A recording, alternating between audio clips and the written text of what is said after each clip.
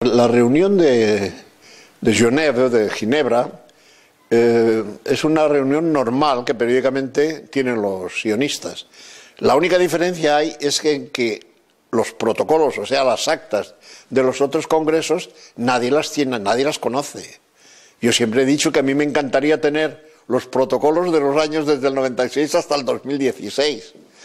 Es decir, fíjate bien qué bien se guardan en secreto, y ahora es imposible, las decisiones que toman en secreto, que son las fundamentales. Lo que pasa que Dios, que hace milagros, creo que permitió que esto cayera en manos de cristianos para que tuviéramos un ejemplar de cómo trabajan. Porque estos son simplemente, no tienen ningún valor literario los protocolos, ninguno. Son una cosa sosa, aburrida, realmente, parecen un engorro. Lo que pasa es que el problema es lo que dicen y sobre todo lo que reflejan, que estas son las actas de lo que ahí decidían, de lo que ahí pensaban. Entonces ese es el pensamiento auténtico, que tiene una realidad. Coincide con el movimiento a lo largo de 2000 años. Maquiavelo, y bueno, hay una oposición, como diría yo, una objeción a los protocolos, diciendo que son un plagio de un libro escrito 60 años antes, o no sé qué, no sé cuánto.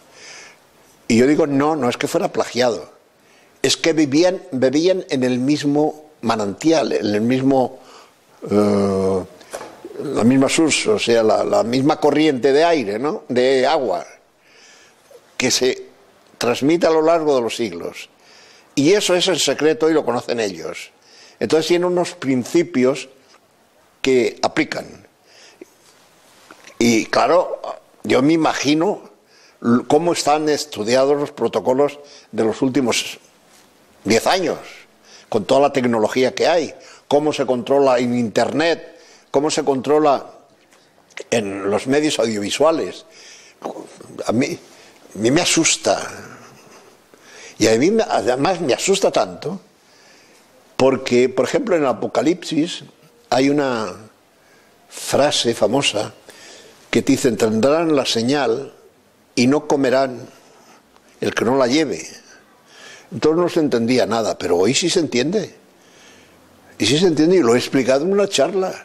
Cuando yo me jubilé, se me olvidó que había que pasar por las cajas a decir que estabas vivo. Y de repente me encuentro con que iba a sacar dinero, no me sacaba en ningún sitio. Y como no iba por el banco, bueno, y me enteré al cabo de un mes de que tenía bloqueado todas las cuentas por la Seguridad Social. Y yo no podía disponer de nada. Fíjate qué fácil es bloquear. Tocan una tecla en los bancos y te desbloquean la cuenta. Tocan una tecla y te bloquean. Pues esto que hace 2000 años era imposible de imaginarse, hoy es muy fácil de imaginarse. Si nos ponen un chip aquí y dice: el que no sea abortista, el que no sea homosexual, el que no defienda, etcétera, etcétera, no come, como van a quitar incluso el dinero corriente, ya está en uso, y en algunas naciones creo que están haciendo la prueba de que no exista el dinero, simplemente las tarjetas. Para todo. Para tomarme una Coca-Cola, para todo. Es decir, el dinero no va a existir. Es decir, todo va a depender del banco, de ese chip que llevas aquí. Pues si tienes el control completo y dicen: pues mira, Jorge no me gusta, ese tío que se muera de hambre, no puede ir a comprar pan porque no le van a dar pan, no puede comprar agua porque no le van a dar agua, no podrá viajar porque no le sacan billete, no le queda más que morirse. Quiero decirte que eso que hace 2000 años no era comprensible, hoy sí, y es real. Es real. Es decir, hoy estás tan controlado que basta que digan: este tío se muere de hambre, y lo matan a hambre. Es decir, los protocolos es el control absoluto de la humanidad por ellos. Es decir, la máxima que tiene aquí es el advenimiento del Rey Universal judío. Vamos hacia la globalización. Yo no he tenido tiempo para explicar cosas. En el libro está, ¿no? Por ejemplo, ellos ya en el año 96 dicen que deben desaparecer las fronteras. Anuncian la guerra mundial cuando nunca había habido una guerra mundial. Fíjate hasta qué forma está todo planificado. La primera guerra mundial la planificaron ellos para destruir Europa. La segunda fue el remate, planificada por ellas. Bueno, es decir, todo tiene explicación cuando se conoce hasta qué punto en estos momentos ellos controlan todo. Sí, sí, absolutamente convencido. El Renacimiento y todos estos movimientos surgen perfectamente organizados ya para mí por ellos. O sea, ellos aprovechan la fuerza de la organización social para dominarla y mover. Lo que pasa es que hasta el siglo XV ellos no tenían el poder que tienen desde los 500 últimos años. Los últimos 500 años ya van cogiendo máximo poder, y cuando ya prácticamente se acercan al poder absoluto es con la guerra franco-prusiana del año 1870, que es cuando ya se hacen las grandes fortunas de los Bilderberg, de los grandes millonarios que todavía siguen siendo millonarios, porque ellos sí que no pierden el dinero, están perfectamente organizados. Realmente Descartes no era anticristiano, era católico, Kant era protestante, pero es un error filosófico, es decir, un pensador que se equivoca y piensa y trata de resolver los problemas de la filosofía. Lo que ocurre es que se equivoca de ruta, y el je pense donc je suis, yo pienso, luego existo, se convirtió luego en la base de todo lo que es el subjetivismo kantiano, etcétera, etcétera. Y dan un golpe mortal a la filosofía objetiva, la filosofía perenne. Y entonces nos convertimos a una filosofía sin base, una filosofía virtual. Y por lo tanto, todo lo que se sustenta sobre esa filosofía subjetiva no tiene base sólida.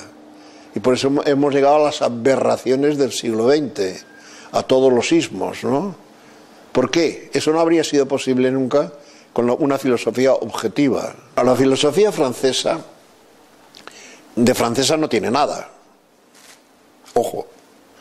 El único que tiene de francesa es que ocurrió en Francia, pero podía haber ocurrido en Alemania. O sea, los que la organizaron, que era la masonería, podía haber organizado esa revolución en Alemania. Pero se prestó muy bien Francia, porque además era un ataque directo contra la fille de l'Église, la hija primogénita de la Iglesia, ya que Clodoveo fue el primero que se convirtió al cristianismo, ¿no? Y tenía el título de fille aînée de l'Église. Entonces, al atacar a la nación francesa, que era la primogénita de las naciones católicas, daba un golpe mortal. Se cargaron a todo el régimen antiguo, al ancien régime, que era basado entre la unión de la Iglesia y el Estado. O sea, el Estado defendía a la Iglesia amparaba al Estado, y por lo tanto ese régimen no les convenía a los enemigos de la Iglesia, y se dedicaron pues a los genocidios que ya conocemos todo por la historia, al cortar cabezas de la aristocracia, etcétera, etcétera. Pero ¿dónde nació la Revolución Francesa? Nació en las logias, ojo. La Revolución Francesa es la revolución masónica por excelencia, y desde que la masonería con la Revolución Francesa triunfó en Francia, empezaron los problemas de Francia. Y Francia dejó de ser Francia en el año 1789, y hoy en Europa ha sido, pues digamos, el centro desde donde el sionismo ha influido más. Y luego llegó a España con la invasión napoleónica, empezaron ya a destruir la Iglesia Católica los masones españoles. La destrucción del Imperio Español fue obra de la masonería, principalmente, etcétera, etcétera. Lo que pasa es que todas esas son ya ramificaciones del problema. Para mí, digamos, la sinagoga de Satanás, cuando la bautiza así San Juan Bautista, es porque en ese momento, cuando desaparece el pueblo judío como pueblo elegido, y San Pablo lo reconoce y dice que ya la ley no tiene vigencia, que lo que tiene vigencia es la fe en Cristo, y que los discípulos de Abraham somos nosotros, los cristianos, no los judíos. Entonces ya empieza, a mi entender, cuando Satanás, que es más listo que nadie, decide aprovechar las cualidades del pueblo judío, esas cualidades que hemos conocido, la capacidad de organización, la capacidad de adaptación, la inteligencia natural, el movimiento, el dominio de la sociedad, etcétera, etcétera, que lo controlaban perfectamente el Sanedrín, siguen gobernando a los judíos, no desde Jerusalén, que ha sido destruida por Tito, pero sí desde cualquier sitio donde estén, siguen gobernando al pueblo judío, Entonces, de ahí, de ese Sanedrín, que hoy le llamo yo la sinagoga de Satanás, desde ese Sanedrín se han originado a través de los siglos todos los movimientos contra la Iglesia. Primero las herejías, luego el Renacimiento y el luteranismo, luego la Revolución Francesa, luego el apoderamiento de todos los gobiernos por las logias, es decir, luego todos los movimientos de distinta índole, todos surgen en lo que yo llamo el laboratorio de ideas y proyectos de la sinagoga de Satanás. ¿Por qué pienso así? Pues por una razón de pura lógica. Es decir, vamos a ver si me sé explicar. Si yo soy el dueño del mundo, porque tengo todo el oro del mundo, puedo disponer de lo que quiera, para organizar lo que quiera. Yo, evidentemente, la primera cosa que organizo es un laboratorio de ideas y proyectos, donde se planifique la guerra, como el Estado Mayor, contra la Iglesia de Cristo.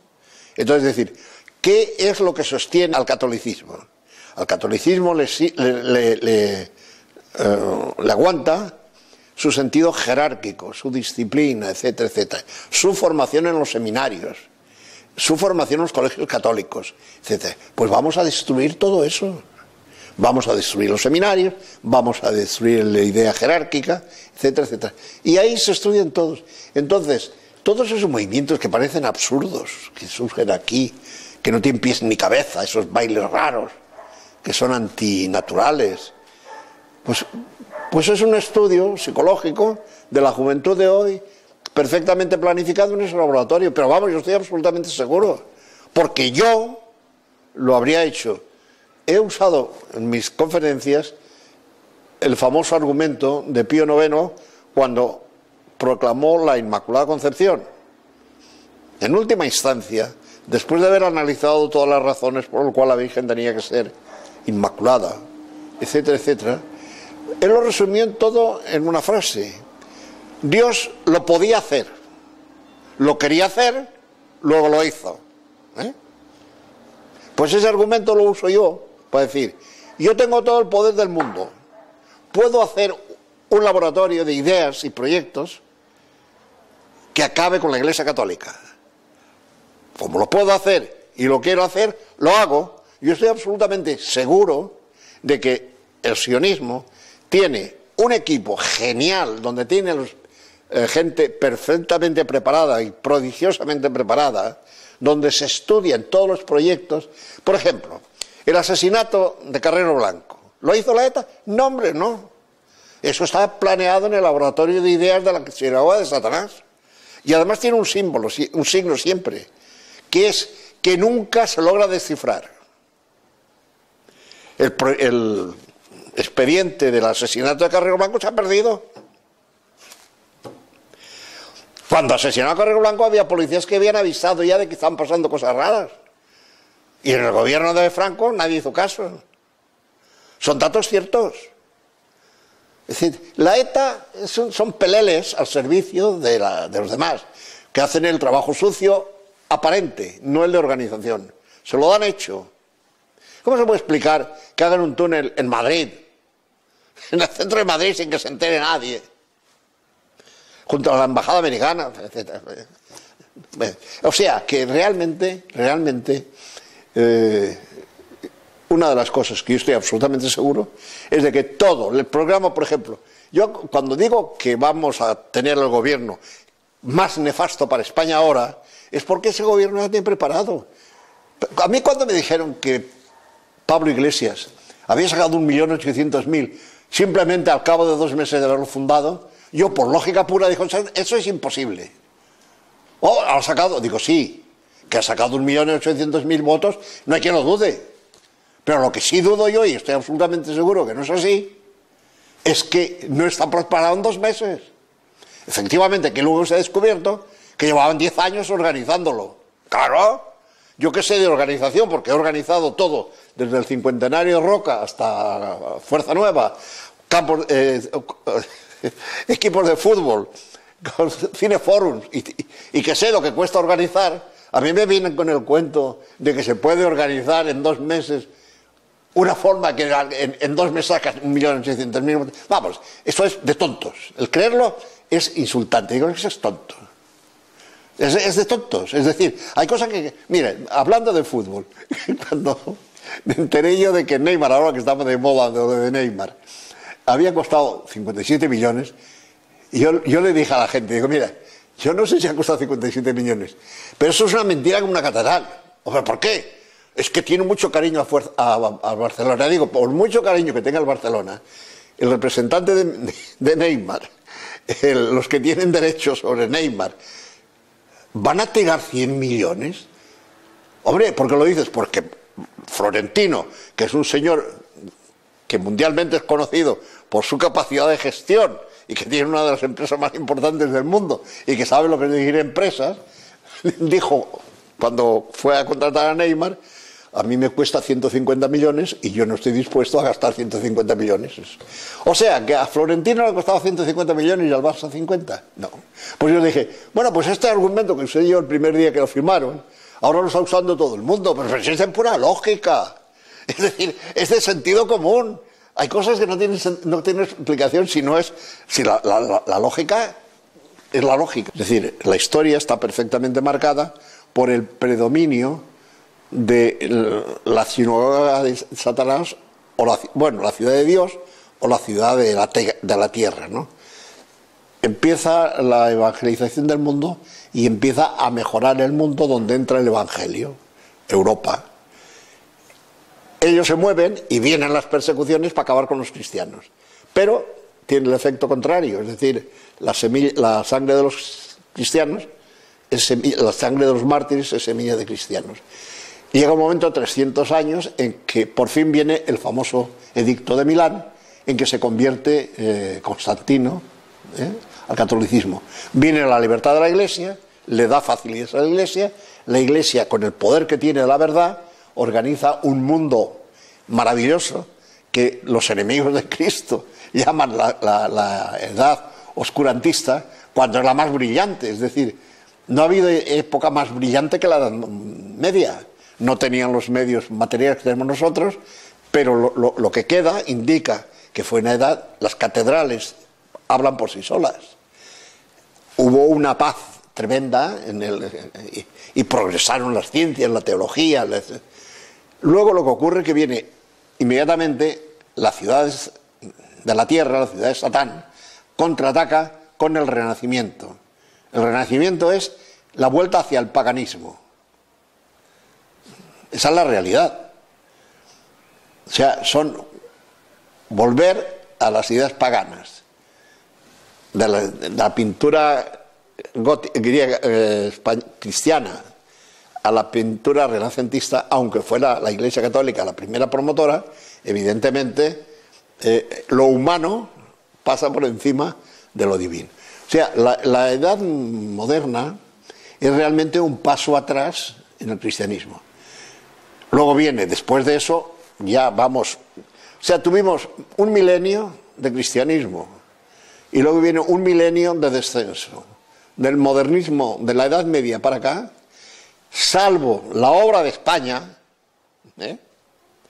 que es todo lo contrario, convierte dos continentes al catolicismo, Europa empieza la decadencia. Empieza con la herejía protestante y luego con los errores de tipo modernista, fruto de la filosofía, de la filosofía subjetiva. Acaba en los ismos, en el nazismo, en el socialismo, en el fascismo, en todo. Es decir, y luego pues se ha acelerado con la derrota de Europa y pasa la hegemonía a los Estados Unidos y viene una vida materialista, de confort, con ideas equivocadas. El pueblo americano materialmente está fantástico, pero han hecho experimentos que ahora están todos de vuelta viendo que han fracasado y los queremos probar en Europa, ¿no? Una educación totalmente equivocada. La educación buena y correcta era la que empezó con los monjes y luego continuó con las congregaciones religiosas en el siglo XVIII, con los jesuitas, con los escolapios, antes ya, y luego después de la Revolución Francesa, esa cantidad de congregaciones enseñantes, maristas, gabrielistas, marianistas, etcétera, etcétera, que fueron unos modelos de educación y levantaron otra vez la fe en Francia, pero en Francia, como tenían el gusano dentro, vino la persecución de Combes y expulsaron a todos los religiosos otra vez de Francia, que vinieron a España y América, lo cual fue una buena cosa para España, para América. Pero en fin, es decir, estos han sido los movimientos el movimiento de esta guerra de la ciudad de Dios, o de la ciudad de la tierra contra la ciudad de Dios. Y podemos resumir a grandes rasgos: 1000 años de subir y 1000 años de bajar. A mí me encantaría ver lo que está pasando en África, en Asia, donde el cristianismo está pasando por las catacumbas, ¿no? por los mártires del siglo I, II y III. Mire, esa cantidad de mártires que hay en los países de África, el centro de África, iglesias con gente quemada dentro, los asesinatos, la cantidad de mártires que hay, mártires desconocidos, ¿no? Pero claro, para Dios no hay héroe anónimo. Dios ve que mueren por él y por lo tanto la sangre de los mártires, esa puede ser que dé ocasión a una nueva resurrección. Yo he llegado a decir que estoy esperando el primer Papa Negro, que será la salvación de la Iglesia, porque con los papas blancos que tenemos últimamente, en que vamos al diálogo con el mundo, cuando Cristo dijo: vosotros no sois del mundo, yo no rezo por el mundo. Eso está en el Evangelio.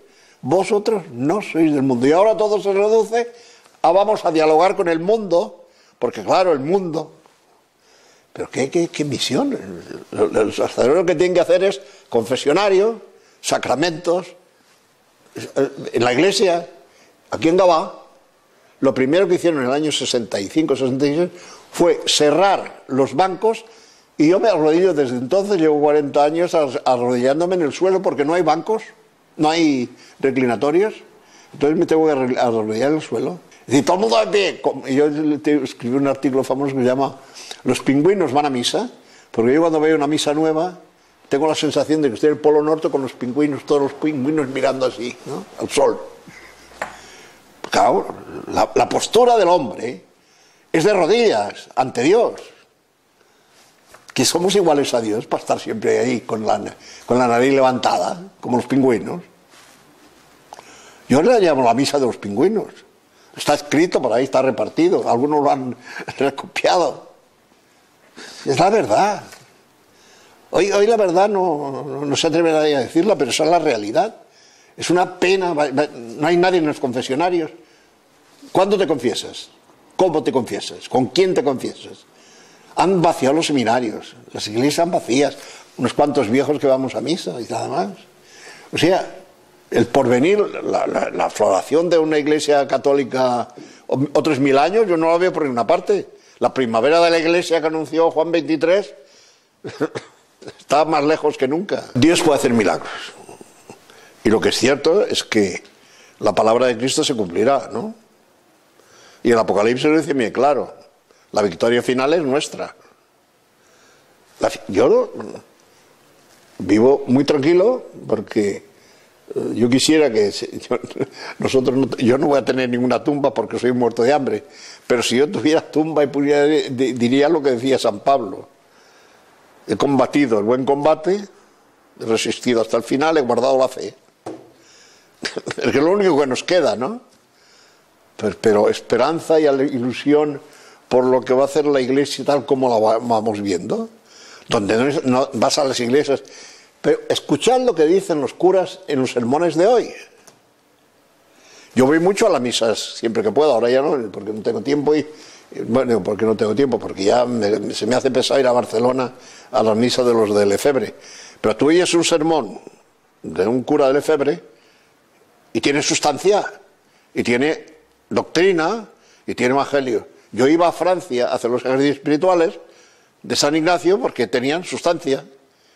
Ahora me he resignado a hacer aquí, que son unos ejercicios aguados de San Ignacio, predicados por especialistas que se han olvidado realmente del espíritu ignaciano. Es decir, para entrar en el cielo primero tienes que pasar por la muerte, por el infierno, por el resto, para que espabiles y te venga el arrepentimiento, te confieses, seas contento y pienses en la resurrección y en el imitar a Cristo, ¿no? Pero hoy todo es amor y misericordia.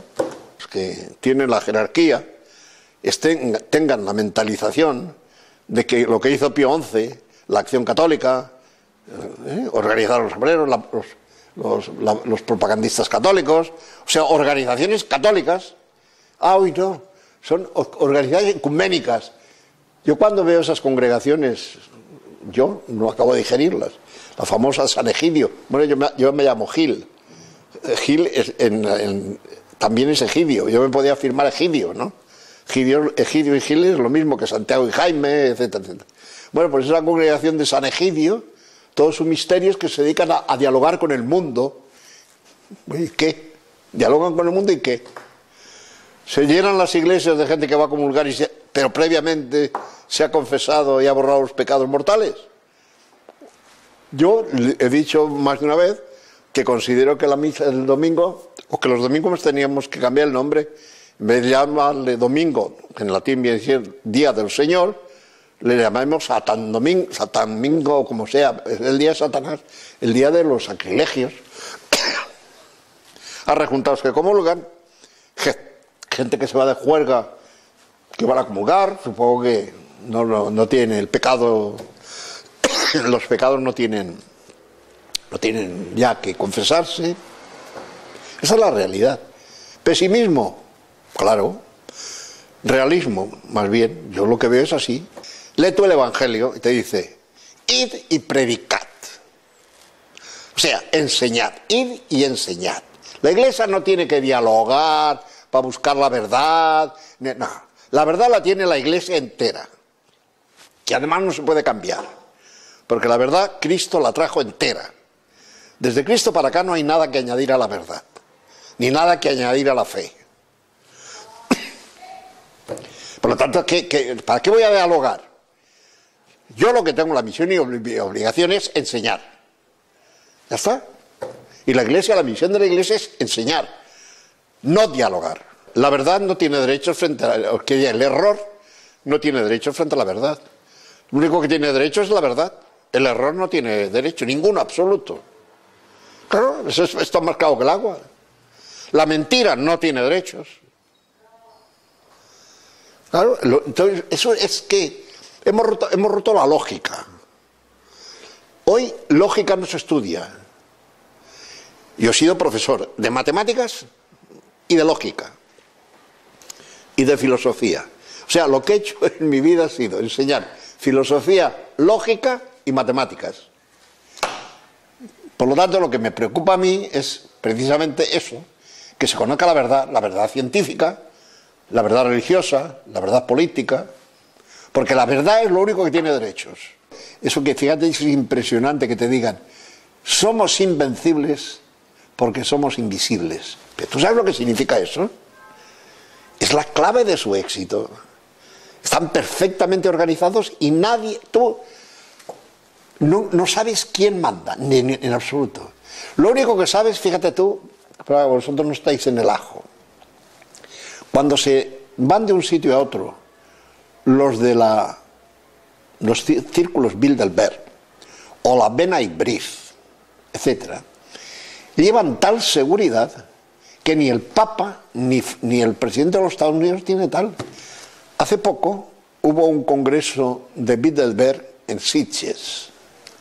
Pues bueno, no solamente el hotel estaba blindado, sino que los chalets que rodeaban el hotel, todos los que vivían ahí, bueno, no se podían mover sin permiso.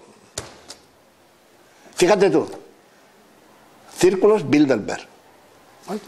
Los sionistas son el grupo que en el siglo XIX querían crear el Estado de Israel, volver a juntar el Estado de Israel y tener el poder, volver a la diáspora se juntasen. Entonces se le llamó sionistas. Pero yo llamo sionistas a todos aquellos que forman ese núcleo que luchan contra Cristo. Nada más, le llamo sionistas por eso.